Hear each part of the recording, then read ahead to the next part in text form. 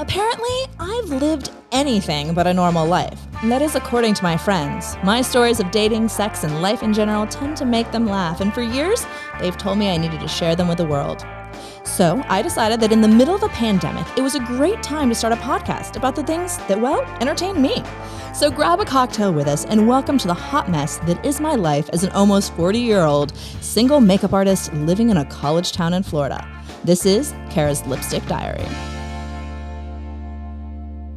Hi, you guys. I am so excited to have another episode of Kara's Lipstick Diary.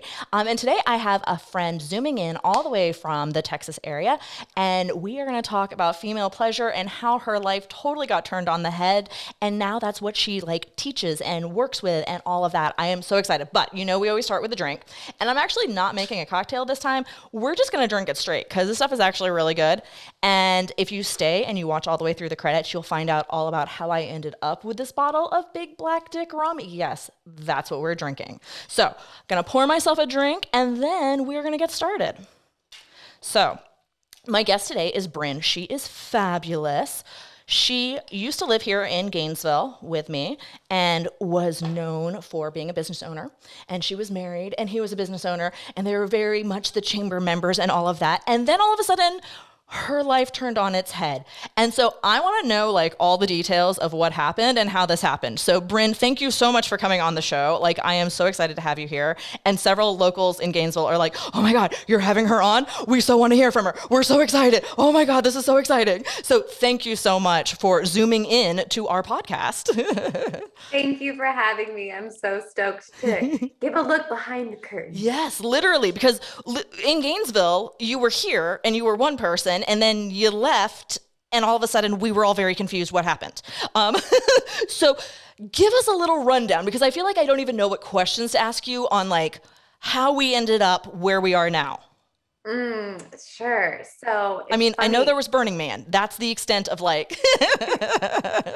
Burning Man and psychedelics definitely played a role. Okay, so the gist is, it's funny when you said that I was a different person, because it really feels that way, including my name. So yeah, you switched your name. Yeah. I changed my name, and that's a whole story in and of itself. And the gist is, when I lived in Gainesville, I was happily married. I had two businesses, a meal delivery company and a CrossFit gym. And we were essentially Gainesville's golden couple. You were. We went to all of the mixers. We were really involved. You were picture perfect. Yeah. And to be honest, there was a lot that was really great in our relationship. And I do want to paint that picture too. But I also know that as a little girl, the American dream that you are presented with is you will grow up, you will find a husband, he will take care of you, together you will have children, the white picket fence, the dogs, and you'll skip off into the sunset. Right. And that's a little different than reality, right? Right. Just a little. And, I found myself at a really young age of 28 having everything that I was told was supposed to make me happy, and just wondering why the fuck I wasn't. Yeah. And feeling what I call in the gray, where I was just flat. Yes, I was checking all the boxes and I was going to the social events and tailgating because we're in a college town, and I was doing all of the things that we're told that you're supposed to do. Happy. Yeah. And all the meanwhile, honestly feeling like I was slowly dying inside. I remember getting to this feeling of thinking, if I have to go to one more Starbucks and have a meeting with somebody to learn about their business that I just don't really care about, I'm going to flip the table. Yeah. And I felt like I was suffocating, and I didn't have any desires. I didn't have a life of my own. I was really living my life for others being my partner, my businesses, my employees. Oh, hey, everyone. This is so one of my big themes right now, about the fact that, we as women put our own comfort, our own needs aside to make everyone else comfortable and make everyone else feel good. And we're supposed to feel these checkbox off that society says we're supposed to do. And what the fuck? That doesn't work. It didn't work. And it makes sense. We look at the model in which we're given, and a lot of motherhood is portrayed as martyrdom. That you will Yes. sacrifice your body, you will sacrifice your pleasure, you will sacrifice everything to keep these little rugrats alive, Yes. and your nothing that you do will be for you anymore. And I just refused to operate from that Yeah. way. And so what did I do? I dropped a bomb on my life. You really did. Yeah, I did. It was the only way that I knew how to break free from the cage that I had trapped myself in. Well, and I'm impressed you did it at a surprisingly young age. You Mhm. know, mine is doing this podcast and suddenly talking about female pleasure and society standards and all of this, but I'm turning 40.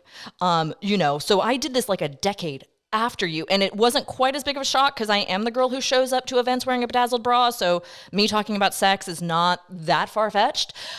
You did it at a much younger age, and it was much bigger shift. It really was. I call it ripping the band-aid. Like I Yeah. did all of the changes at once. I left my city, I left my marriage, I left my businesses. We sold both businesses. I changed careers. I mean, I literally did all of it at once. And I will say it was a shock even to my own nervous system. And Yeah. it took me the better half of 2 years to really come to a place where I'm starting to feel stable again. And it was perfect. It was exactly what I needed in my life in order to find my own way and my own path. Because underneath all of the surface appearances, like I said, was a woman who was dying for more. Yeah. I wanted more pleasure, more adventure, more discovery of who the fuck I was when I was not a business owner, when I wasn't a wife. And because I really bypassed a lot of those like big developmental years because I was married, Yeah. 20 to 30. Yeah. And so I wanted to know what it is like to be a sexually expressed open woman who travels and adventures. And I got that Yeah. and a whole lot more. Yeah. Well, and like all of this really, like from, at least from those of us who observed you through social media, a lot of it happened for you at Burning Man, correct? That was Burning like Man was an the eye-opening. Yeah. catalyst. Yeah. So there were a couple of things that were catalysts in the bomb dropping, we'll call it. So one was my partner and I at the time, we moved into an RV. So if you really want to know the breakdowns in communication for your relationship, move into a Yeah. 120 square foot ticking time bomb. Oh my God. I think I would just go insane. Like I I did. was raised as an only child. I've lived alone all my life. I think I would go full on psychotic if I had to live with someone in that small of a space with no escape. Uh, it was close. I would say I got as close to a mental break as possible.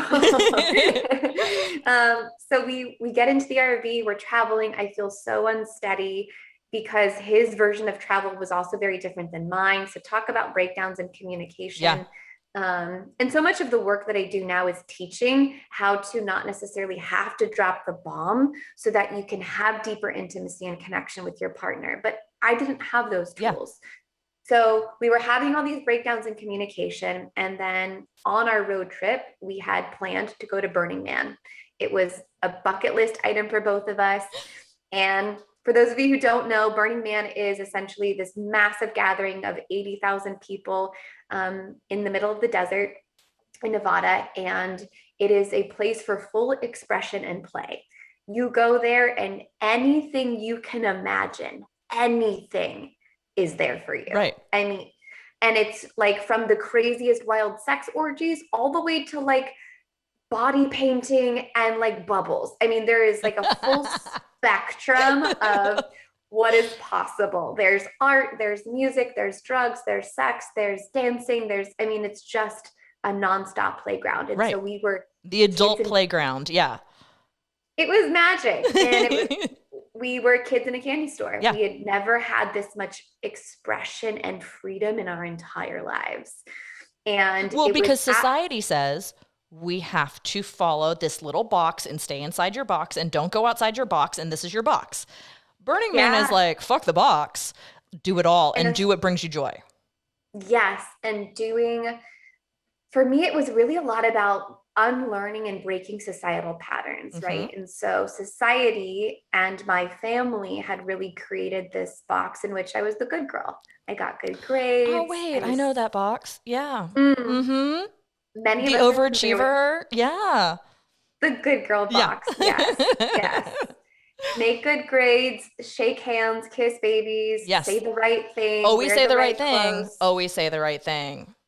Don't show too much skin. God forbid, don't express sexuality because everyone will think you're a witch. I mean, there's Yes. just I so. mean, I was literally told by my mother, the one thing she didn't want was a female Scorpio because they were too sexual. And like, she got a female Scorpio. And I literally spent so much of my life being like, don't be sexual, don't be sexual, don't be sexual. Don't upset your mother, don't upset your mother. Oh, well. Absolutely.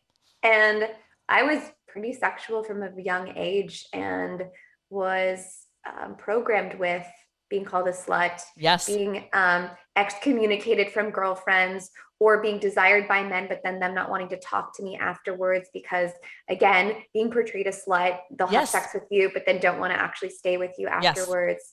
So just so many things in life had showed me that being sexual was wrong. Right. And then I get to Burning Man, and it is so safe and so encouraged, and I'm wearing pasties and I'm dancing in next to nothing and I'm being worshipped and I am being celebrated for my Right. sexuality. And Well, and you posted about like being naked in the desert.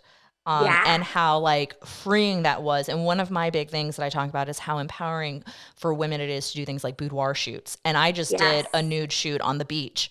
And it Oh, is so empowering. And especially when we're overcoming body image issues, sexual assaults, the societal pressures of being a woman, it's extremely freeing to be just in your own skin.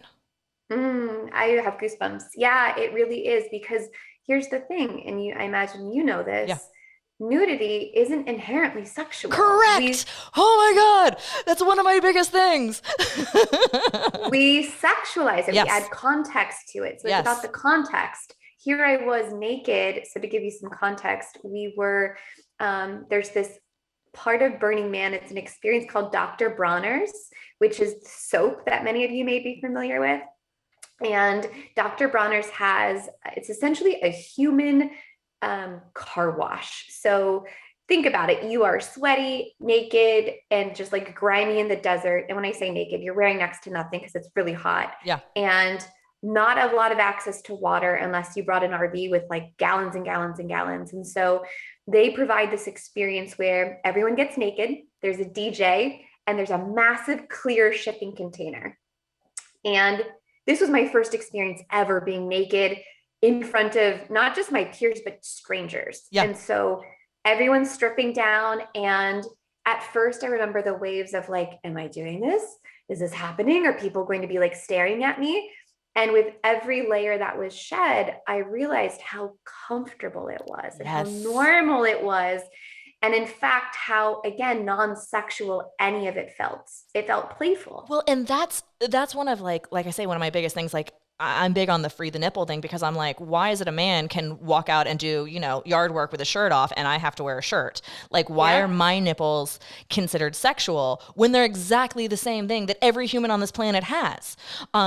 We have sexualized, especially the female form, and it's one of my biggest issues is that we need to recognize that the human body is just a human body. The human body is a work of art. It is not sexual until we make it sexual.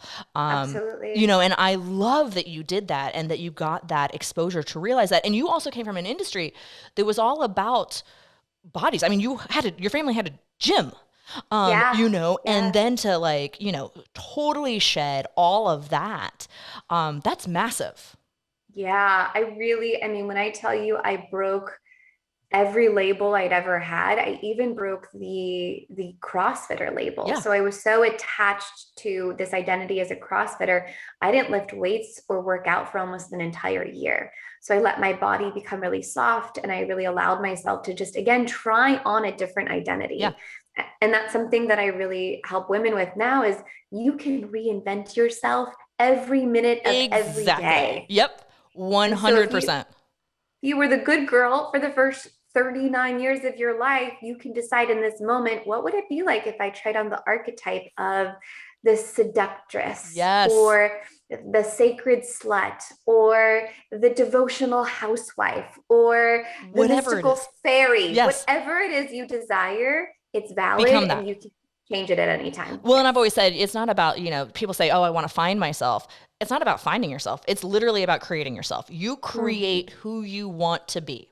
Whether it's going, as long as you've known me, I've been a blonde, a brunette, pink. I don't even know what you call this hair color anymore. Because it's constantly an evolution of creating who you want to be and what you want your world to be. And you've done that. Absolutely. Yeah. Thank you. And I love that you said it's not about finding yourself, because I think that's a question so many people can get lost in. Because what does that even fucking mean to find yourself? But what I do think is important is to shed everything that isn't you. Yes. So the things that mom told you, the things that dad told you, the things that society, school, your grandparents, we get to really take a look as adult grown-ass women, what are the things we want to keep? Yes. And then get rid of everything else that isn't yours.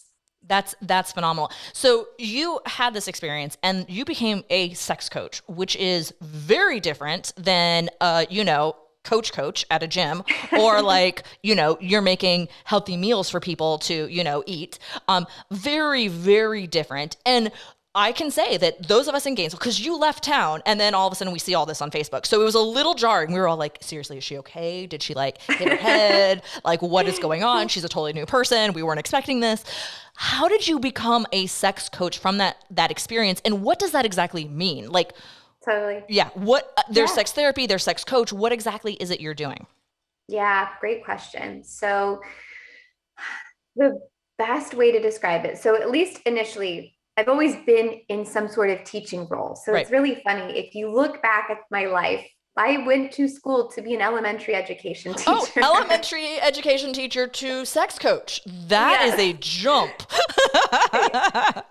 It was a leap, a quantum leap.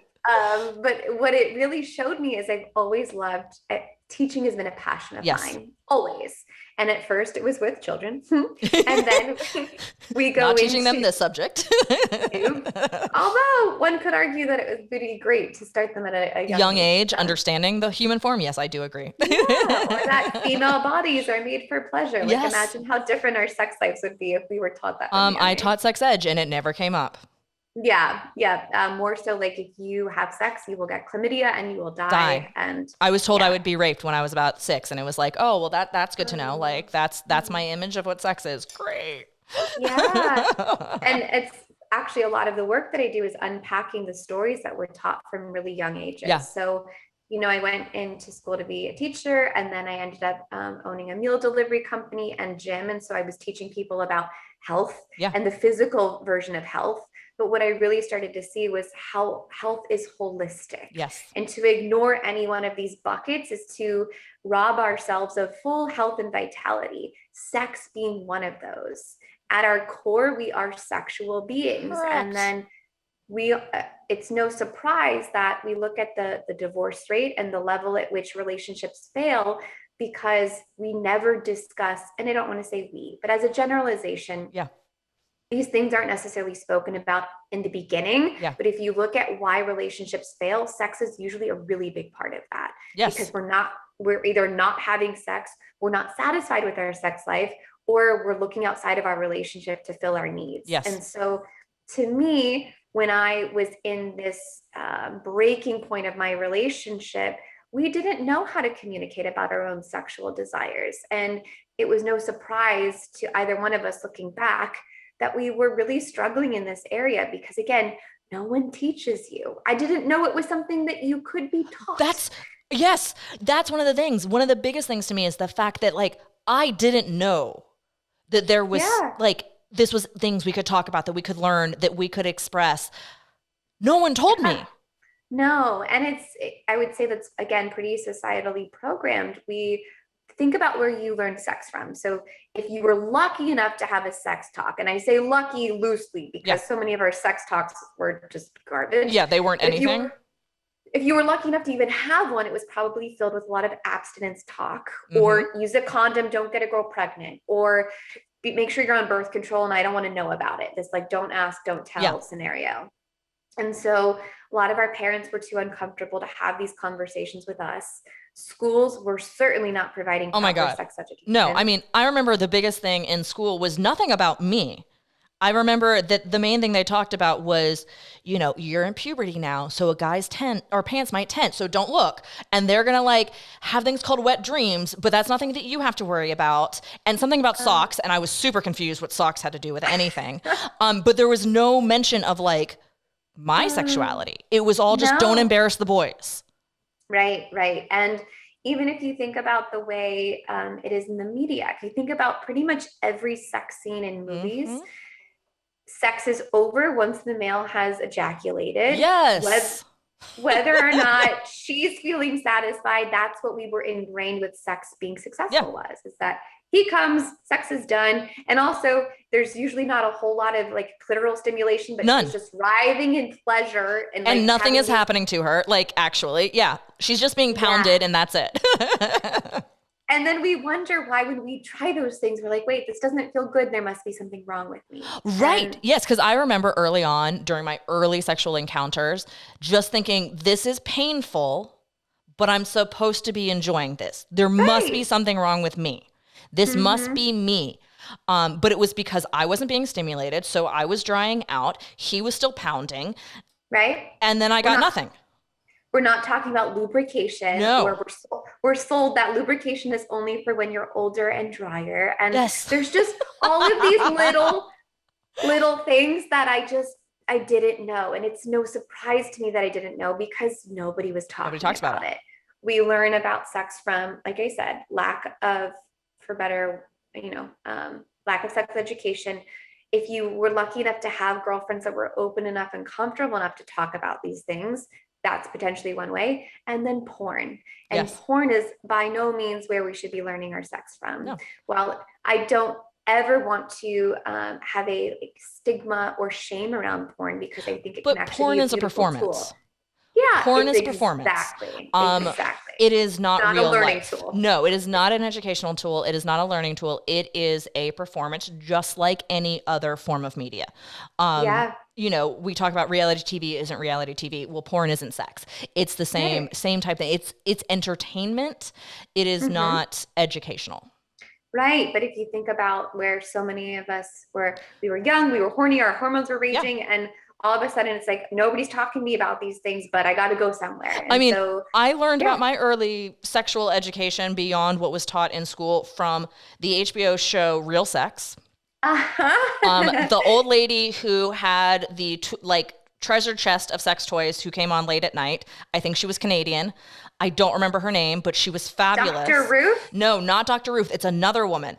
She was an elderly woman with a literal treasure box of vibrators and other things. Cool. And Sex in the City. Yes. So it's no surprise that when we fast forward into our mid-20s and on, that our relationship starts to break down because we haven't been taught these things, self-included. And so when I was getting ready to leave my marriage, it became clear that I wanted to be a student of this work. I wanted to learn about my own pleasure because I was so tired of feeling lost in this part of my life. I was tired. I think a lot of women are. Yeah. I was tired of saying, I don't know in the bedroom. I was tired of not having fantasies. I was tired of not knowing how to please myself.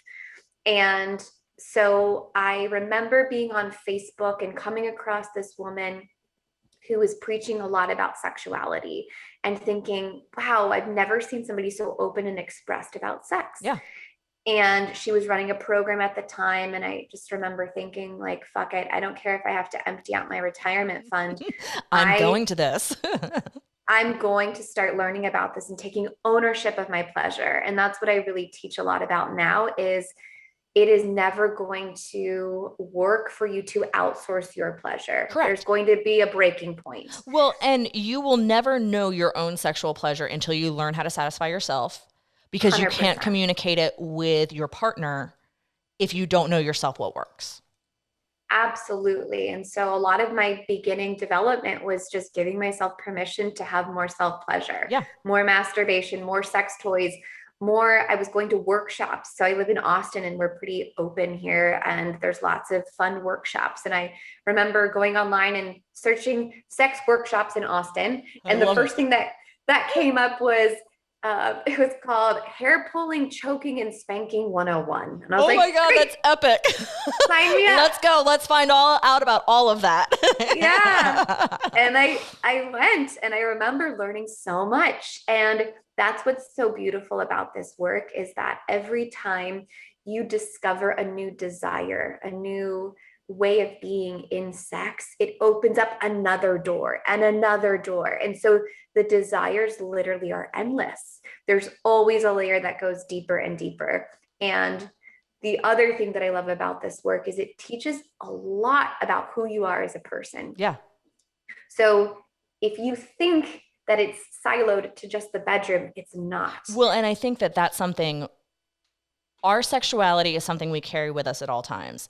And all the time. I don't think people are comfortable with that. Because I have so many women who'll say to me, like, it's so hard to be around you because you like ooze a sexuality. And I'm like, I don't really know what that means in regards to you, but I'm sorry that you don't, because that's just something that we carry all the time. Yeah. And everybody's going to have different ways and flavors of expressing that. You know, for some, like I have now started posting pictures of myself in lingerie. And for others, that is a total edge that they'll never be comfortable with. And I celebrate whatever flavor of your expression of sexuality feels true for you. Yeah. So for some, they may feel the sexiest when they're in a big t-shirt and like sweats. Yes. And I feel sexiest when I'm in like a sexy little get up from Victoria's Secret, right? So it's getting familiar with your flavor of sexy, right? And knowing that, like I said, sex is personal development. Yeah. So every time I have met myself in an edge, tried something new, had a breakdown because I felt really vulnerable and was afraid of being messy, on the other side of that is growth. Yes. It's me meeting myself, knowing myself deeper, being proud of myself for a new experience. It's one of the most powerful tools for development I've ever learned. And on top of it, if you have a couple great orgasms, then fucking cheers. A great orgasm changes everything. Yes. So Bryn, I feel like we could talk about this forever, and I definitely need to do a follow-up edition, but they're telling me I have to start wrapping up. Okay. I am so proud of you and what all you have done. Like, watching your growth in all of this and your openness with it is amazing. You know, and like I say, you came to this a decade basically before I got to the point where I was able to start opening up this dialogue. And I think it's so important. You know, I look at the world around us and how many women, you know, we know that have never experienced true female pleasure. They don't enjoy sex with their partner.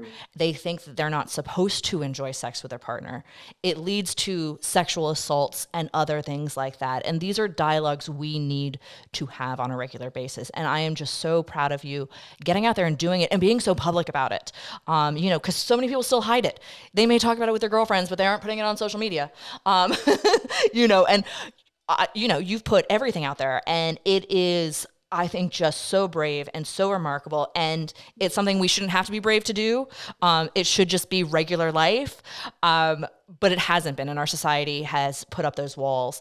And I just want to tell you how beyond impressed I am and proud of you. And thank you so much for what you are doing for women and their partners, you know, because it's pretty remarkable.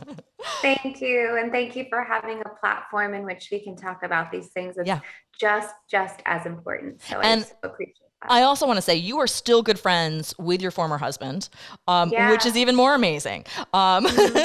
So, you know, thank you again so much for being on here. We're going to need to do a follow-up episode because I want to get into the nitty-gritty and like really dive into like what you're teaching and all of that, you know, and find out more because I'm so fascinated and I love it. I could talk about sex for days. So I love that. Me too. Let's do it. Thank you so much. And stay there. I'm going to take a selfie with you to post on social media. I know it's like me and a computer, but like we have to make that happen. Thank you. All right, you guys. Thank you guys so much for tuning in to another episode of Kara's Lipstick Diary. I hope you got some great information, and we will definitely be doing another follow-up edition with Bryn because she's pretty fabulous. Thanks, you guys. Bye.